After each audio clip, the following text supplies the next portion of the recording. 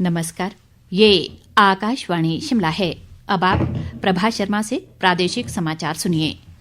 आज पराक्रम दिवस है।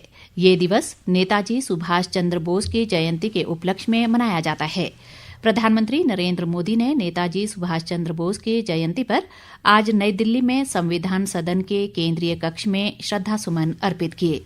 इस अवसर पर प्रधानमंत्री ने दोहराया कि देश नेताजी सुभाष चंद्र बोस से प्रेरणा लेकर विश्व की तीसरी सबसे बड़ी अर्थव्यवस्था बनने के लिए प्रतिबद्ध है। उन्होंने कहा कि देशवासियों को विकसित भारत का लक्ष्य हासिल करने के लिए प्रयास करना चाहिए। विश्व मंच पर भारत की भूमिका बढ़ रही है, भारत की आवाज बुलंद हो रही है। वो दिन दूर नहीं जब भारत दुनिया की तीसरी सबसे बड़ी आर्थिक ताकत बनेगा। हमें नेताजी सुभाष की प्रेरणा से एक लक्ष्य, एक ध्येय, विकसित भारत के लिए निरंतर काम करते रहना है और यही नेताजी को हमारी सच्ची कार्यांजलि होगी।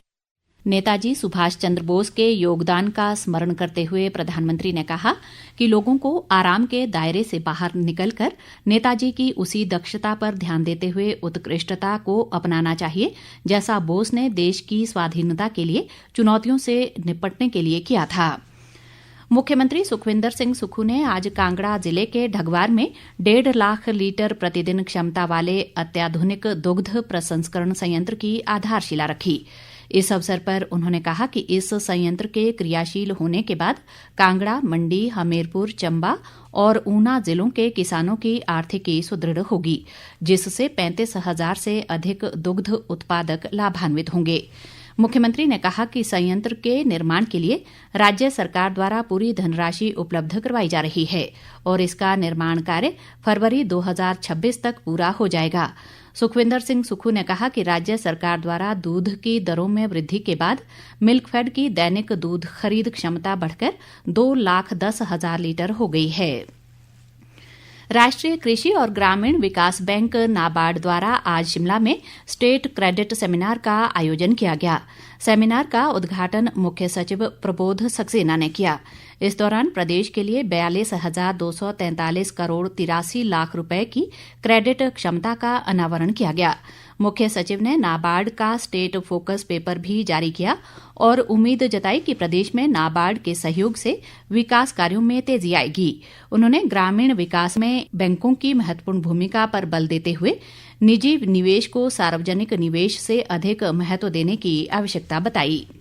आवश्यकता ये है कि हमको अब सबको, हर वर्ग को इस दिशा में काम करना चाहिए कि किस प्रकार से हम ग्रोथ इंजन्स प्रदेश में उत्पन्न करें, चाहे वो टूरिज्म के हों, चाहे वो मैन्युफैक्चरिंग के हों, चाहे वो एग्रीकल्चर के हों, चाहे वो सर्विसेज के हों।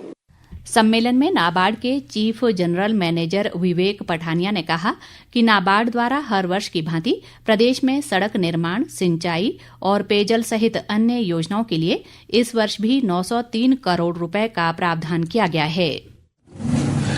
नाबार्ड स्टेट गवर्नमेंट के साथ इंफ्रास्ट्रक्चर डेवलपमेंट में एक महत्वपूर्ण रोल प्ले कर रहा है। अगर हम लास्ट 3 साल का हमारा सैंक्शंस देखें स्टेट गवर्नमेंट को इंफ्रास्ट्रक्चर डेवलपमेंट करने के लिए, जैसे कि रोड्स हो गया है, इरिगेशन हो गया, ड्रिंकिंग वाटर हो गया, तो लगभग 900 करोड़ हर साल हम सैंक्शन करते हैं इंफ्रास्ट्रक्चर डेवलपमेंट के लिए। इस साल भी हमारा 903 करोड़ का सैंक्शन हुआ है और इस साल हमने अपनी एक्टिविटीज को डाइवर्सिफाई किया। पहला हमने एक प्रोजेक्ट सैंक्शन किया है, जैसे कि न्यू गवर्नमेंट का मैंडेट है कि ग्रीन हिमाचल प्रदेश, तो उसमें हमने 110 करोड़ का ई चार्जिंग इंफ्रास्ट्रक्चर HRTC को सैंक्शन किया, जो कि 58 लोकेशंस में ई चार्जिंग इंफ्रास्ट्रक्चर क्रिएट होगा। इसके अलावा एक 200 करोड़ का हमने Dhagwar milk plant, 1.5 lakh litre capacity का प्लांट है, जो स्टेट गवर्नमेंट का एम्बिशियस हिमगंगा प्रोजेक्ट का एक पार्ट है।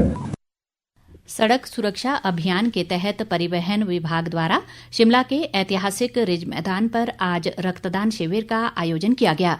उपायुक्त अनुपम कश्यप ने शिविर का शुभारंभ किया और इसे एक सराहनीय पहल बताया। उन्होंने कहा कि सड़क दुर्घटना के समय घायल व्यक्ति को खून की बेहद जरूरत रहती है और ऐसी स्थिति में ब्लड बैंक में रक्त का होना जरूरी है। उपायुक्त ने सभी से रक्तदान की अपील भी की ताकि जरूरतमंदों को इसका लाभ मिल सके। इसी के साथ ये समाचार बुलेटिन समाप्त हुआ। हमारा अगला बुलेटिन आप सुन सकते हैं शाम 7:45 पर। नमस्कार।